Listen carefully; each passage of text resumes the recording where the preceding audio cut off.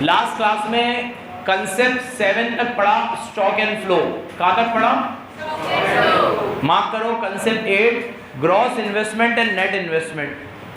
Concept 8 gross investment and net investment.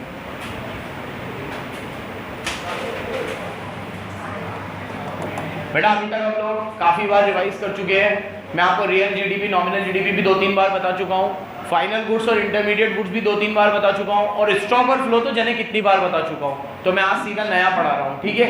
7 concept तक गिनती याद रखना बस। सबसे पहले अपन ने नेशनल इनकम के फीचर पढ़े, फिर नेचुरल रिसोर्स और प्रोडक्शन प्रोसेस में क्या फ़र्क है वो पढ़ा। तीसरे नंबर पे अपन ने सिटीजन और रेसिडेंट में डिफरेंस पढ़ा, ठीक है। और चौथे नंबर पे अपन लोगों ने पढ़ा डोमेस्टिक टेरिटरी में क्या आता है। 5वें नंबर पे हम लोगों ने पढ़ा रियल जीडीपी और नॉमिनल जीडीपी। 6ठे नंबर पे हमने पढ़ा कॉमन टर्म्स, फाइनल गुड्स और इंटरमीडिएट गुड्स, और 7वें नंबर पे हमने पढ़ा स्टॉक एंड फ्लो। अब 8वां कंसेप्ट आज पढ़ रहे हैं ग्रॉस इन्वेस्टमेंट एंड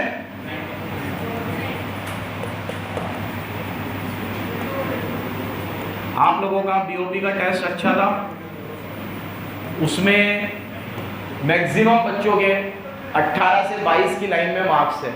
उस टेस्ट का जो रिकॉर्ड है वो एवरेज ही 17 नंबर आ रहा है 25 में से। तो एक लास्ट में 4 नंबर का जो क्वेश्चन था वो था बहुत इजी, लेकिन उसमें सब बच्चों ने गलती करी है। वो 4 नंबर का अगर तुम्हारा सही हो जाता ना तो तुम्हारा एवरेज स्कोर 22 से 23 होता। याद है क्या गलती करी है तुमने उसमें? बीओपी में देखो, ये मैं अभी ऐसे ही डिस्कस कर रहा हूँ। आप लोगों को मैंने ये दिया था एक्सपोर्ट ऑफ क्वेश्चन पेपर देखना घर जाके, गुड्स एंड सर्विस, और फिर दिया था import of service and goods. तो फ्लो में आप ये गुड्स, ये दोनों के नेट से नेट निकलता, और ये दोनों आपने ले लिया, ये कराए कुछ बच्चों ने, बहुत सारे बच्चों ने तो गलती किया है, देख लेना। एक आपसे पूछा था मैंने यहाँ उसी क्वेश्चन में, नेट एक्सपोर्ट का फॉर्मूला होता है एक्सपोर्ट माइनस इंपोर्ट। तो मैंने कहा था एक्सपोर्ट इज इक्वल टू क्या होगा, ठीक है, या इंपोर्ट इज इक्वल टू क्या होगा, कुछ पूछा था तो बस इस फॉर्मूले को इधर उधर करना था। जैसे अगर मैंने एक्सपोर्ट पूछा था तो नेट एक्सपोर्ट इधर ही रहेगा, इंपोर्ट इधर आगे प्लस हो जाएगा, तो नेट एक्सपोर्ट प्लस इंपोर्ट, ये फॉर्मूला लगाना था बस। और अगर मैंने इंपोर्ट पूछा था तो एक्सपोर्ट इधर आके माइनस हो जाएगा, तो नेट एक्सपोर्ट माइनस एक्सपोर्ट। ये भी एक गलती हुई थी। खैर ये लास्ट क्वेश्चन है, बाकी कुछ टेक्निकल छोटी मोटी गलतियां थी, वो तो खैर होती रहती है, बट ओवरऑल टेस्ट बहुत अच्छा था आप लोगों का। और तैयारी करो, कोशिश करना ये एवरेज स्कोर जो आपका 17-18 था, ठीक है, ये 22 तक पहुंचे और धीरे धीरे ये 25 तक भी पहुंचे। अब नेशनल इनकम जब घर पे पढ़ो तो आज 8वें कंसेप्ट तक पहुंच गए हैं, तो अभी संडे आने वाला है या जो भी अब दिन आए, टाइम हाँ आपके पास कि सुबह स्कूल नहीं है, तो 2 से 2.5 घंटे बैठकर पूरे 10 कंसेप्ट को एक बार रिवाइज कर लेना। इकोनॉमिक्स में सही तरीका क्या होता है कि भले रोज हम ना भी पढ़े, 2 से 3 दिन में एक बार भी हम इकोनॉमिक्स अच्छे से पढ़ते हैं ना तो हमारा बहुत अच्छा हो जाएगा, क्योंकि यहाँ पे भी अपन रिकॉल करते ही रहते हैं। और देखा जाए तो आज अपन ना मैक्रो का ये नेशनल इनकम चल रहा है, इसके बाद सिर्फ इनकम डिटर्मिनेशन बचेगा, मैक्रो कंप्लीट। तो 40 नंबर का पोर्शन तो अपना कंप्लीट होने वाला है 80 में से। फिर 40 की इंडियन इको है, उसमें भी सिर्फ 8 चैप्टर है। तो इको तो मैं साल भर में 2 से 3 बार पूरी करा देता हूँ, 2 से 3 बार, 2 बार तो पूरी एकदम पूरी अच्छे से। और फिर वीडियो बनती है वो अलग, तो वीडियो को तो तुम जितनी बार देखना चाहो। तो मैं तो इकोनॉमिक्स में तो ये मान के चलना कि 100 ही रखना दिमाग में, 100, 99 भी नहीं, 100, कि पूरी कोशिश करना कि 100 लाऊं पूरे। टेस्ट भी इतने ही होंगे, ठीक है। अभी ये टेस्ट तो सेशन के साथ ही हो रहे हैं, अक्टूबर के बाद तो चलेंगे ही सिर्फ टेस्ट, रिवीजन टेस्ट चलते ही रहेंगे। और जितना टेस्ट देते हो उतनी राइटिंग स्पीड अच्छी होगी तुम्हारी। और पिछले साल के बच्चों से पूछना, तुम लोग पिछले साल के बच्चों से, आधे पौन घंटे पहले उनका टेस्ट हो गया, पेपर हो गया। ये मैं अपने मुंह से बोलूँगा, तुम तो जो पढ़ने वाले पिछले साल बच्चे थे अच्छे स्कोर किया, जिन्होंने नहीं भी किया उनसे भी पूछना तुम तो कि पेपर कितना जल्दी हो जाता है। ये सारा फायदा टेस्ट देने का होता है, ये पूरा क्रेडिट में टेस्ट को देता हूँ कि जो बच्चे throughout the year test देते हैं ना, उनको वहाँ पेपर का टाइम तो कुछ लगता ही नहीं, ऐसा लगता है यार ये तो आधे घंटे पहले हो गया, पौन घंटे पहले हो गया, क्योंकि इतनी बार दे रखा होता है वो टेस्ट। चलो ग्रॉस इन्वेस्टमेंट और नेट इन्वेस्टमेंट की बात करते हैं। कंसेप्ट नंबर 8, मेरी तरफ देखो। जब हम जीडीपी कैलकुलेट करते हैं तो मैंने तुम्हें कहा GDP means final value of all goods and services, है ना। तो जब मैंने गुड्स बोला तो उसमें सब चीज आ गई, जो भी माल बनता है इंडिया में, तो उसमें फिक्स एसेट भी आ गई सारी, ठीक है। आज हमने कोई बिल्डिंग प्रोड्यूस करी तो बिल्डिंग भी आएगा, फर्नीचर प्रोड्यूस करा फर्नीचर भी आएगा, जबकि अकाउंट्स में हम इसे फिक्स एसेट मानते हैं, लेकिन इकोनॉमिक्स में से फिक्स एसेट थोड़ी है। इकोनॉमिक्स में तो जो माल बना है सब, तो जितनी भी मशीन, फर्नीचर, इक्विपमेंट हमने साल भर में बनाए हैं, भले वो बिके या नहीं बिके, हमने बनाए तो है ना, वो हमारी ग्रॉस वैल्यू है। क्या है वो? लेकिन साल भर में वो यूज हुए हैं तो उनके ऊपर डेप्रिसिएशन कटना चाहिए। तो अगर मैं इनकी ग्रॉस वैल्यू में से डेप्रिसिएशन माइनस कर दूं तो वो कौन सी वैल्यू है? अब हम लोग जब नेशनल इनकम निकालते हैं तो इन चीजों को ग्रॉस पे ना लेकर नेट पे लेते हैं, और ये अच्छी बात है। हम NNP/FC निकालते हैं, आगे बताऊंगा क्या है ये सब।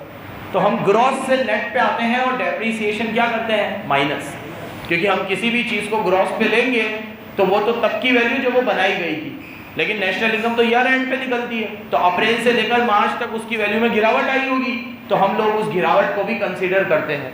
तो इसीलिए नेशनल इनकम में जो इन्वेस्टमेंट ली जाती है वो दो प्रकार की होती है, ग्रॉस और नेट। ग्रॉस मतलब उसका जो ओवरऑल वैल्यू है वो, और उसमें से डेप हटाने के बाद जो बचती है वो नेट। इसमें एक और चीज ध्यान रखना, जब मैं ग्रॉस इन्वेस्टमेंट लूंगा तो हम नेशनल इनकम में रियल इन्वेस्टमेंट लेते हैं, फाइनेंशियल इन्वेस्टमेंट नहीं लेते। जैसे आज मैंने लैंड में, बिल्डिंग में, इन चीजों में पैसा लगाया तो वो आएगा नेशनल इनकम में, क्रिंजल सुन ले। लेकिन अगर मैंने डिबेंचर में, शेयर्स में, स्टॉक मार्केट में पैसा लगा रखा है तो वो नेशनल इनकम में नहीं आएगा, क्योंकि these are only financial investment. इसमें सिर्फ पैसा एक हाथ से दूसरे हाथ में जाता है, कोई गुड्स या सर्विसेज प्रोड्यूस नहीं होता। आज मैंने एक हॉस्टल बनाया तो ये इन्वेस्टमेंट है, लेकिन मैंने 1 करोड़ रुपया शेयर मार्केट में लगा दिया, ये इन्वेस्टमेंट नहीं है।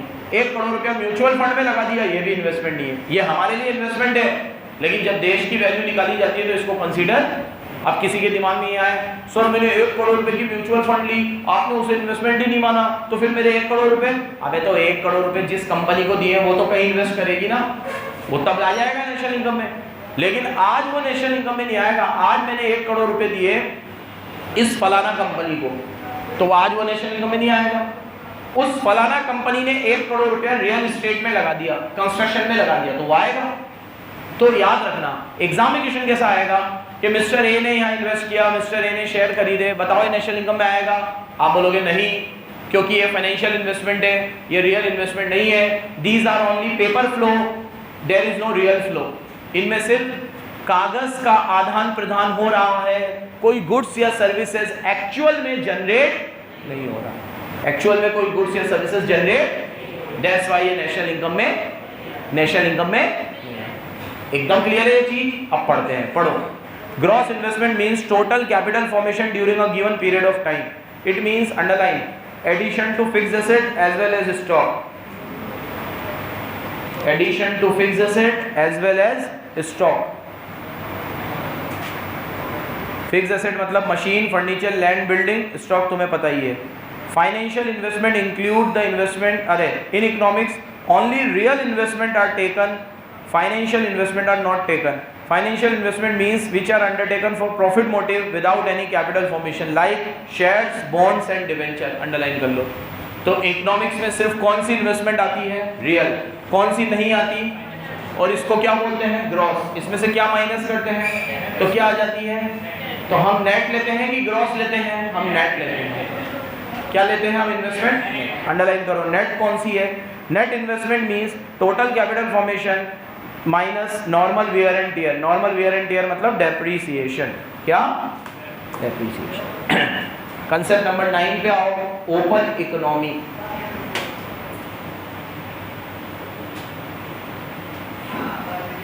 कंसेप्ट नंबर 9 पे आओ, ओपन इकोनॉमी।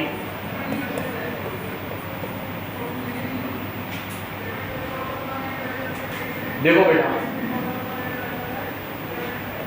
जो इकोनॉमी किसी और देश के साथ खुलकर ट्रेड करती है वो ओपन इकोनॉमी होती है, और जो इकोनॉमी किसी और देश के साथ ट्रेड नहीं करती वो क्लोज्ड इकोनॉमी होती है। कौन सी होती है? आपको लगता है आज की तारीख में कोई इकोनॉमी क्लोज्ड होगी? है? कौन सी है कॉलेज? नहीं, वो भी इंपोर्ट एक्सपोर्ट करती है। आज की तारीख में कोई भी इकोनॉमी क्लोज्ड नहीं है, सब ओपन है। डिग्री ऑफ ओपननेस डिफर करता है, बस कोई बहुत ज्यादा ओपन है, कोई कम ओपन है। क्योंकि कोई भी देश, मेरी बात सुनो, कोई भी देश आइसोलेशन में वर्क नहीं कर सकता। कोई भी देश ये नहीं कह सकता कि हम तो अपने आप में एडवांस है, हम जो माल बना रहे हैं वो हमारे लिए इनफ है, हमें ना तो एक्सपोर्ट करना है ना इंपोर्ट करना है। All economies are open economy. Globalisation के ज़माने में कोई भी इकोनॉमी क्लोज्ड नहीं है। क्या नहीं है? All economies are open. सारी इकोनॉमी क्या है? अंडरलाइन करो। An open economy is one which trade with other economies in goods and services. और आपको ओपननेस कैसे पता चलता है? इंपोर्ट एक्सपोर्ट को जीडीपी से डिवाइड करके। अगर आपको देखना है कि इंडिया का डिग्री ऑफ ओपननेस कितना है, DOO बोलते हैं इसे, डिग्री ऑफ ओपननेस, DOO। तो डिग्री ऑफ ओपननेस कैसे पता चलता है? इंडिया के फॉरेन ट्रेड को ऊपर लो और जीडीपी को नीचे लो और इंटू 100 कर लो। फॉर्मूला लिख लेना, foreign trade upon GDP into 100। This is your foreign degree of openness. जैसे इंडिया का टोटल फॉरेन ट्रेड है 500 करोड़ और इंडिया का जीडीपी है 5000 करोड़, ठीक है? तो ये आएगा 10%। तो इंडिया एक 10% ओपन इकोनॉमी है। India 10% open economy. अब मुझे एक बात बताओ, ज्यादा ओपननेस अच्छा है कि खराब है? अभी एक्सपोर्ट हो रहा है तो अच्छा है, इंपोर्ट हो रहा है तो खराब है। तो डिग्री ऑफ ओपननेस में डिपेंड करता है फॉरेन ट्रेड किसकी वजह से ज्यादा है। फॉरेन ट्रेड में एक्सपोर्ट है कि इंपोर्ट है? एक्सपोर्ट है तो it's good for economy, import है तो उतना अच्छा नहीं है। तो डिग्री ऑफ ओपननेस ऐसे निकाला जाता है। समझ गए बराबर? अब जब अपन ओपन इकोनॉमी है तो अपनी इकोनॉमी में या तो विड्रॉवल हो रहे हैं जिसे लीकेज भी बोलते हैं, या इंजेक्शंस हो रहे हैं। क्या हो रहे हैं? जब हम लोग एक्सपोर्ट ज्यादा करते हैं तो हमारी सर्कुलर फ्लो ऑफ इनकम में पैसा आता है, तो उसे इंजंक्शन बोलते हैं। इंजंक्शन, आपको कोई इंजेक्ट करता है, ठीक है, तो क्या हो रहा है? मतलब कोई चीज आपके शरीर के अंदर जा रही है, इंजंक्शन। तो injection means when we export goods and services to another country, it add to the circular flow of income. ये हमारी सर्कुलर फ्लो ऑफ इनकम में पैसा ऐड करता है, तो इसे इंजंक्शन कहा जाता है। और जब हम इंपोर्ट करते हैं तो उनको हमें पेमेंट करनी पड़ती है, तो उससे हमारी सर्कुलर फ्लो ऑफ इनकम में से पैसा चला जाता है। इसे विड्रॉवल या लीकेज बोलते हैं। क्या बोलते हैं? अब सुनो बच्चों, इंजंक्शन या विड्रॉवल उस देश के लिए होगा जो देश ओपन इकोनॉमी है। ये सब चीजें क्लोज्ड इकोनॉमी के लिए नहीं है। जो क्लोज्ड इकोनॉमी है वो अपने आप में ही काम करती है, तो उनके पास ओपननेस होगा ही नहीं। वो तो एक्सपोर्ट भी नहीं कर रहे हैं, इंपोर्ट भी नहीं कर रहे हैं, वो तो अपने लेवल पे ही चल रहे हैं भाई। तो जो अपने लेवल पे चल रहे हैं उनके लिए ना तो विड्रॉवल होगा, ना लीकेज होगा, ना इंजंक्शन होगा, कुछ भी नहीं होगा। पढ़ो, विड्रॉवल का मतलब क्या है? Withdrawal means amount which is withdrawn from circular flow of income. Import से लीकेज होता है हमारी इनकम में। Injection means amount which is added to the circular flow of income. इससे हमारी सर्कुलर फ्लो ऑफ इनकम में इंजंक्शन होता है, ठीक है? मेरी तरफ देखो, टैक्स इंजंक्शन है कि विड्रॉवल है? टैक्स, गवर्नमेंट जो टैक्स लगाती है आप पे, विड्रॉवल, क्योंकि आपकी सर्कुलर फ्लो ऑफ इनकम में छेद हो रहा है, उससे आपका पैसा जा रहा है ना। गवर्नमेंट अगर स्पेंडिंग करे आप पे तो वो क्या है? इंजंक्शन है। क्या है वो? सरकार इंटरेस्ट की रेट कम कर दे, इंजंक्शन है, क्योंकि उससे लोन इजीली मिल जाएगा। समझ में आ रहा है क्वेश्चन कैसे आएंगे? नेशनल इनकम में हर छोटे छोटे टॉपिक पे से क्वेश्चन आते हैं और आते सब टेक्निकल है। जैसे स्टॉक और फ्लो में क्या आएगा, क्या स्टॉक है, क्या फाइनल गुड्स है, क्या इंटरमीडिएट, कौन इंडिया का रेसिडेंट है, कौन रेसिडेंट। अब इसमें आएगा क्या इंजंक्शन है, क्या विड्रॉवल है। तो इसमें पूरी तैयारी रखना। ये सोच रहे होंगे ना तुम एक एक लाइन की जरा जरा सी चीजें ये तो इसमें से क्वेश्चन कैसा बनेगा, ये कंसेप्ट आपको समझना है बराबर। क्वेश्चन कैसा बनेगा बताओ, ये है कि नहीं है, ये नेशनल इनकम में आएगा कि नहीं आएगा, ये स्टॉक है कि फ्लो है, ऐसा क्वेश्चन बनेगा। ठीक है, अभी टेस्ट लेंगे और समझ में आ जाएगा तुम्हें। इसमें मैंने शीट में भी पीछे डाल रखे हैं सारे क्वेश्चन, क्या स्टॉक है क्या फ्लो है, बस आपको वन वर्ड आंसर देना है, स्टॉक है फ्लो है। इसमें नहीं, जो मैं तुम्हें प्रैक्टिकल की शीट दूंगा उसमें। ठीक है, इसमें तो सिर्फ नोट्स है। चलो डालो कंसेप्ट नंबर 10, पहले पढ़ चुके हैं, इंटरमीडिएट कंजम्पशन। इसमें इंटरमीडिएट कंजम्पशन तो मैं पहले पढ़ा चुका हूं।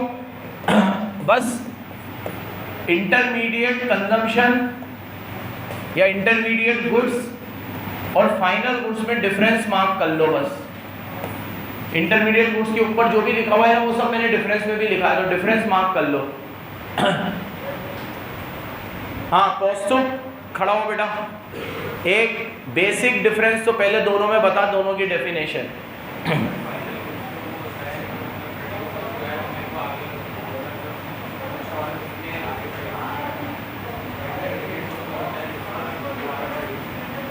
ठीक है, बैठ जाओ। इससे कहा इंटरमीडिएट गुड्स में फर्दर प्रोडक्शन करना पड़ेगा और फाइनल गुड्स में फर्दर प्रोडक्शन नहीं करना, ये अपने आप में कंप्लीट है। वेरी गुड नमन। और हो गया वो तो। और गुरदीप सबसे बेसिक चीज बताओ, बेसिक चीज। Very good. ये या तो किस में काम आएगा, या तो रीसेल में, या फर्दर ये किस में काम आएगा, या तो कंजम्पशन या फिर हो गई। तो तीसरा यहां देखो, तीसरा intermediate goods not included in NI, ये नेशनल इनकम में नहीं आते, और ये नेशनल इनकम में आते हैं, इंक्लूडेड इन एनआई, है ना बेटा। मुझे रीजन बता, इंटरमीडिएट गुड्स नेशनल इनकम में क्यों नहीं आते?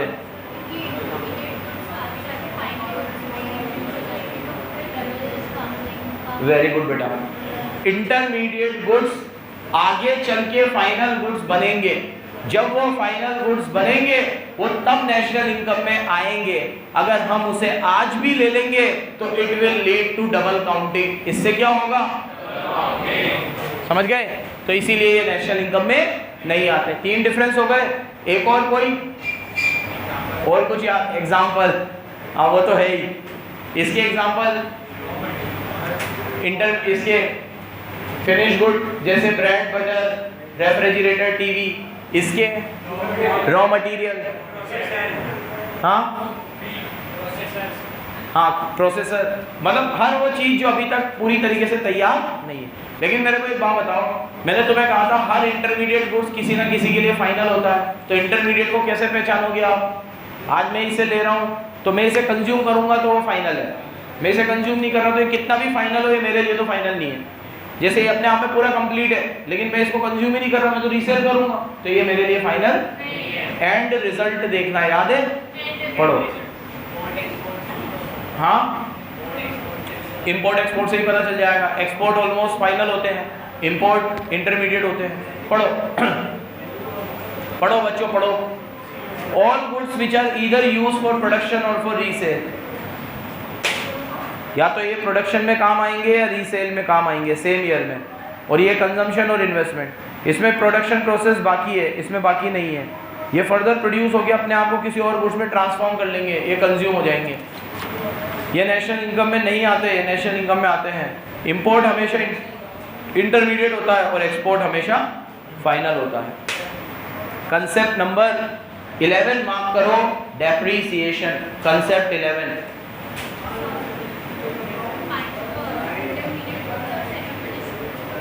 कोई फर्क नहीं, वो भी अधूरे बने हुए हैं, वापस से बनाकर बेचने हैं हमें, इंटरमीडिएट भी वही है, ठीक है। नेशनल इनकम के ट्रीटमेंट में इनमें कोई फर्क नहीं है। चलो कंसेप्ट नंबर 11, अब 2 मिनट मेरी तरफ देखो। यहां से जितनी भी चीजें आएंगी ना, वो थ्योरी में भी काम आ सकती है और प्रैक्टिकल में भी काम आएगी। प्रैक्टिकल में क्या होगा, प्रैक्टिकल में क्या मेथड है नेशनल इनकम निकालने के, तो वो मैं अपने तरीके से पढ़ाता हूँ। मेरा चार्ट है, वो पूरा चार्ट पढ़ाऊंगा मैं तुम्हें। वो चार्ट मैंने इसमें भी डाल रखा है और बोर्ड पे भी लिखेंगे ही सही, और तुम कॉपी में भी उतार ही लेना उसे। तो नेशनल इनकम का प्रैक्टिकल अब यहाँ से थोड़ा स्टार्ट हो जाएगा। अभी तक जो चल रही थी वो प्योर थ्योरी थी, उसमें क्वेश्चन आया तो सिर्फ थ्योरी का आएगा।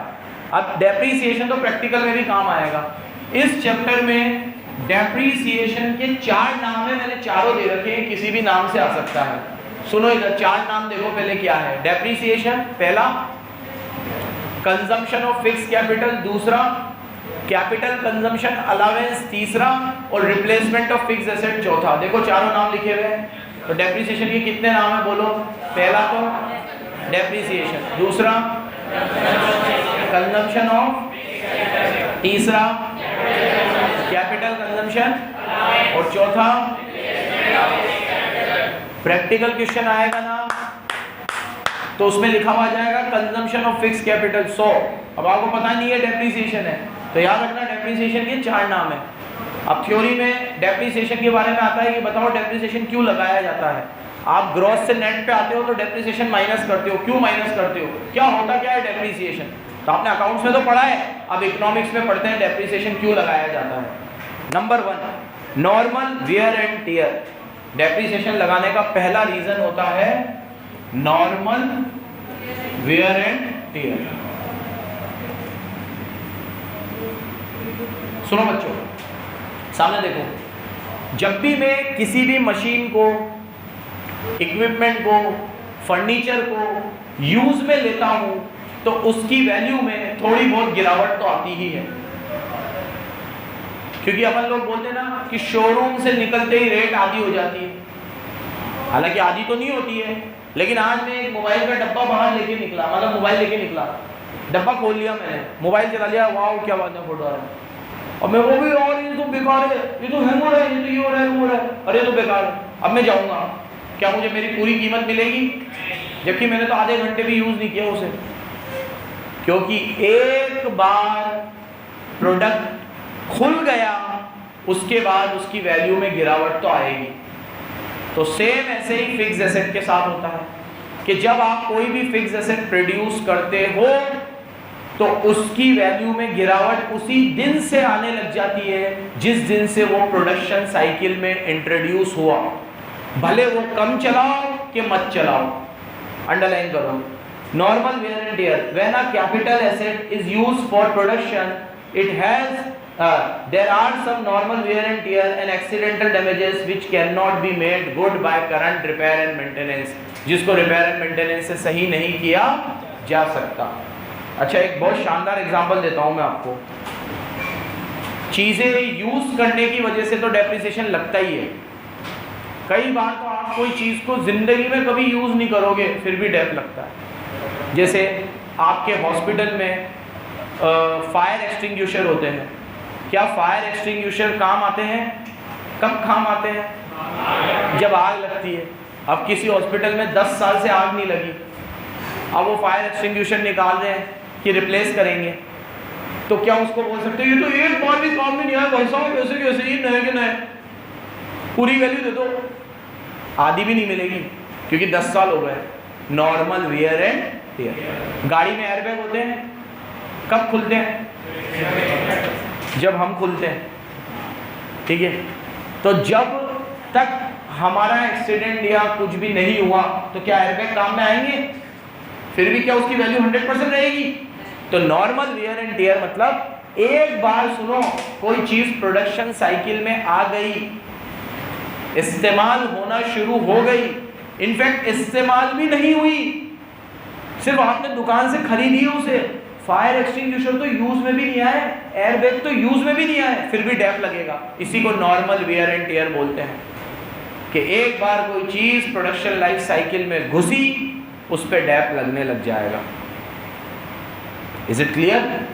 चलो, so when a particular asset is used for production there are some normal wear and tear और accidental damages जिसको आप रिपेयर एंड मेंटेनेंस से भी सही नहीं कर सकते। सेकंड, डेप्रिसिएशन क्यों लगता है, ये नया है तुम्हारे लिए, बराबर से सुनना। फोरसीन, पहला तो लगता है नॉर्मल वेयर एंड टियर की वजह से, दूसरा लगता है फोरसीन ऑब्सोलेंस की वजह से। किसकी वजह से लगता है? अब फोरसीन मतलब जो दिख रही है हमें चीज, इसमें दो चीज आती है। गणेश सीधा बैठ, सीधा बैठ। इसमें डेप्रिसिएशन लगता है दो चीजों की वजह से, पहला चेंज इन डिमांड और दूसरा चेंज इन टेक्नोलॉजी। देखो, आज गाड़ियों में पहले स्टीम इंजन यूज होते थे। क्या यूज होते थे? रेलवे में। अब उसकी जगह इलेक्ट्रिक इंजन आ गए। कौन से आ गए? अब क्या ये काम के हैं? तो इसमें डेप्रिसिएशन लगा दूं ना, खत्म करूं डेप्रिसिएशन लगा के और नए वाले पे ले आऊं। तो इसमें जो डेप्रिसिएशन लगा ये किस वजह से लगा? टेक्नोलॉजी चेंज होने की वजह से। किस वजह से लगा? क्या ये वो नॉर्मल वेयर एंड टेयर की वजह से? नॉर्मल वेयर एंड टेयर की वजह से तो 10%, 12%, 20%, अरे 30% और क्या। लेकिन अब ये तो टेक्नोलॉजी पुरानी हो गई, स्टीम इंजन से चलेगी नहीं गाड़ी, तो 100% डैप लगेगा इस पे। कितना डैप लगेगा? क्योंकि इसकी जगह क्या आ गया? Electric engine. तो ये जो डेप्रिसिएशन लगा इसे बोलेंगे due to change in technology. इसको नॉर्मल वेयर एंड टेयर, इसको क्या बोलेंगे? टेक्नोलॉजी चेंज होने की वजह से। कई बार डिमांड चेंज होने की वजह से डैप लगता है। डिमांड क्या? आज ये सपोज करो कि आपके पास एक गन्ने के जूस की मशीन है, 5 लाख में खरीदी आपने।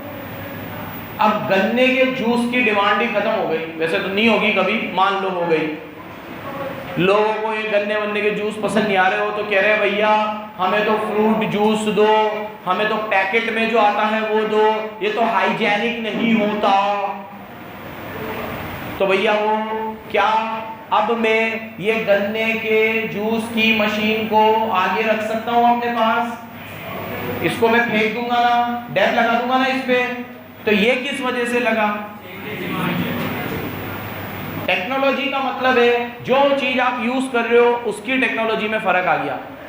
डिमांड का मतलब है उस चीज से बनने वाले प्रोडक्ट की डिमांड में कमी आ गई। उस चीज से, यहाँ पे गन्ने के जूस की जो मशीन है उस मशीन की, सुन लो, मशीन की डिमांड कम नहीं हुई, लेकिन उस मशीन से जो गुड्स बन रहा है उस गुड्स की डिमांड कम हो गई। मुझे एग्जांपल दो अब तुम लोग कि कौन सी ऐसी चीज है जिसकी डिमांड कम हो गई हो, उसकी वजह से उसकी मशीनें भी बेकार हो गई हो। बोलो, बहुत सारे होंगे, सोचो थोड़ा। हाँ,